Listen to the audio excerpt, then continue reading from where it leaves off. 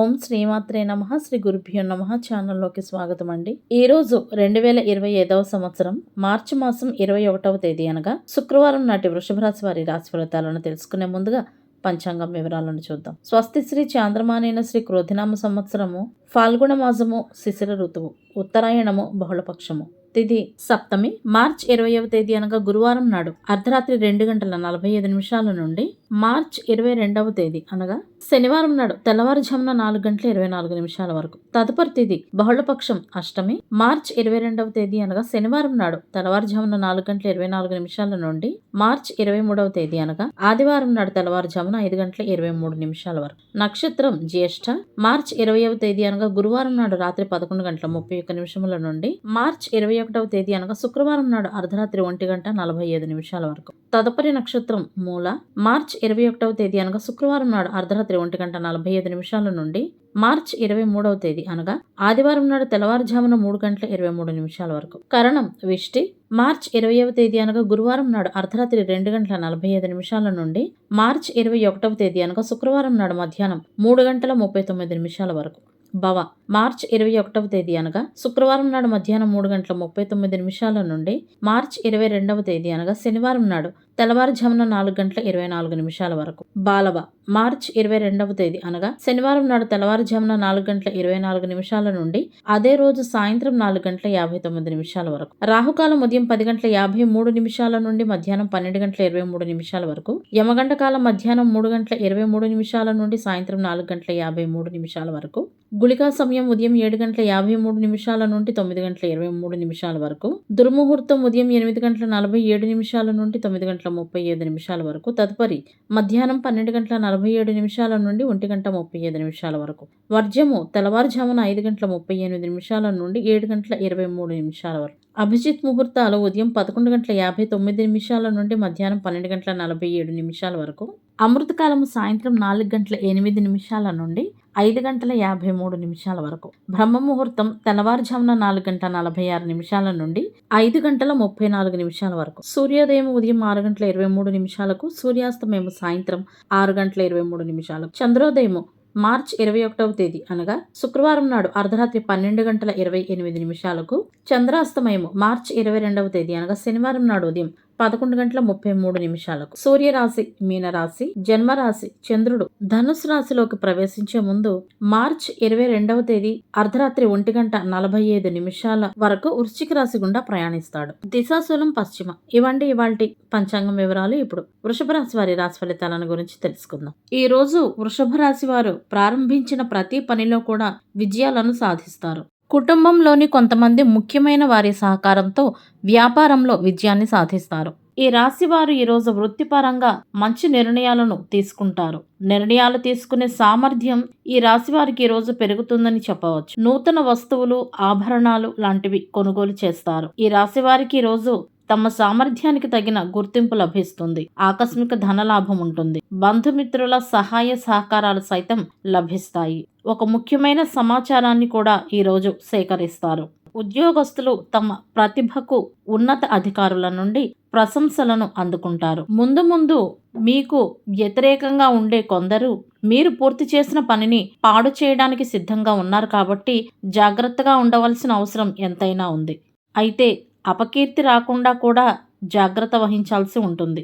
అంతేకాకుండా ఉద్యోగస్తులు ఒకటి కంటే ఎక్కువ ఉద్యోగాల బాధ్యతను తీసుకోకూడదు. విదేశీ కంపెనీల నుండి సైతం ఇంటర్వ్యూలకు వెళ్లాల్సి రావచ్చు. కొత్త అవకాశాలను సద్వినియోగం చేసుకునేటందుకు ఈ రాశి వారు సిద్ధంగా ఉండాలి.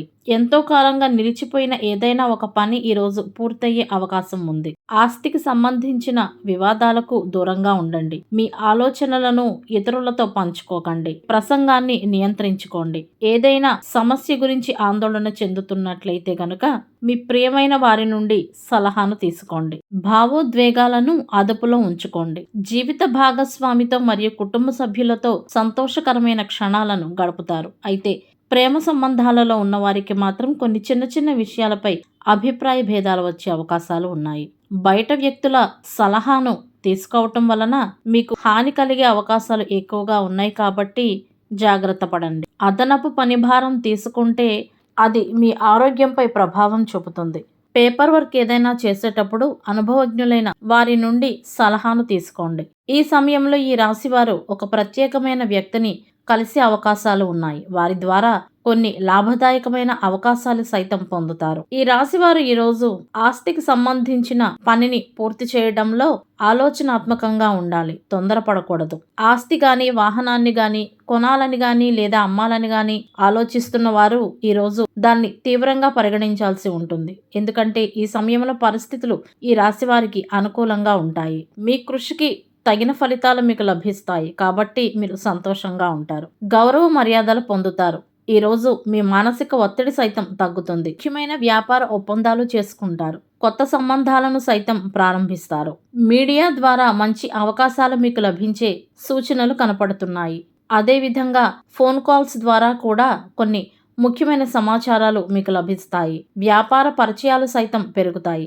అయితే మార్కెటింగ్ సంబంధిత పనిని వాయిదా వేసుకుంటే మంచిది. ఆరోగ్యం బాగానే ఉంటుంది, కానీ శరీరంపై శ్రద్ధ చూపించాలి. అదేవిధంగా తీసుకునే ఆహారం పట్ల కూడా తగిన జాగ్రత్తలు వహించాలి. కుటుంబ సభ్యుల్లో ఎవరికైనా అనారోగ్యం ఉంటే గనక నిర్లక్ష్యం చేయకుండా ఉండండి. ఈ రాశి స్త్రీ పురుషులు ఇరువురు కూడా బంధుమిత్రులతో కలిసి ఆనందంగా ఉంటారు. కుటుంబంలో సైతం అనుకూల వాతావరణం ఉంటుంది. వృత్తి వ్యాపారాలు లాభదాయకంగా ఉంటాయి.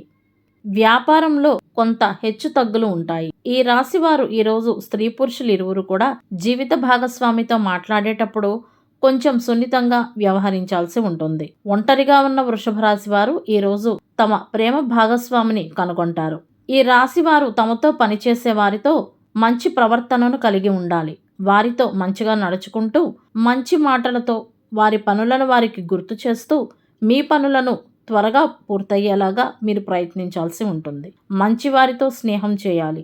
బంధుమిత్రులతో, సన్నిహితులతో మంచి సంబంధాలను కొనసాగించాలి. వ్యాపార అంశాలు అధిక ఒత్తిడితో మరియు శ్రమతో కూడుకున్నవైనప్పటికీ మీ సహజమైన సృజనాత్మకతతో, మంచి ఆలోచనలతో, సరైన కమ్యూనికేషన్తో అనుకున్నవి అనుకున్నట్లుగా మీరు సాధించగలుగుతారు. శుక్రవారానికి గ్రహాధిపతి శుక్రుడు. శుక్రుని అధిష్టాన దైవం శ్రీ మహాలక్ష్మి. శుక్రుని అనుగ్రహం కొరకు శుక్రవారాల్లో శ్రీ మహాలక్ష్మి సమేత శ్రీ మహావిష్ణు ఆలయాలను దర్శించాలి. శ్రీ సూక్తం, శ్రీ కనకధార స్తోత్రం పఠించాలి. శుక్రవారాల్లో శ్రీ లలితా సహస్రనామ స్తోత్రం కూడా పఠించాల్సి ఉంటుంది.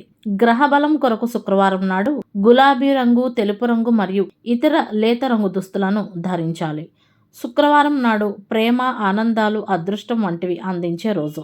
నగలు, ఉపకరణాలు, బట్టలు, అలంకార వస్తువులు కొనుగోలు చేయటం, వివాహం, లైంగిక ఆనందం, స్నేహితులను కలవడం, విందు వినోదాలు, డబ్బు విషయాలు మరియు ప్రయాణాల కోసం అనుకూలంగా ఉంటుంది. ఈరోజు ఒంటరిగా ఉండకూడదు. శుక్రవారం నాడు తలకు నూనె రాసుకొని తలంటు స్నానం చేస్తే స్త్రీలకు మంచి ఫలితాలు మరియు పురుషులకు దుష్ఫలితాలు కలుగుతాయి. జ్యేష్ఠ నక్షత్రానికి అధిపతి బుధుడు. అధిష్టాన దేవత ఇంద్రుడు.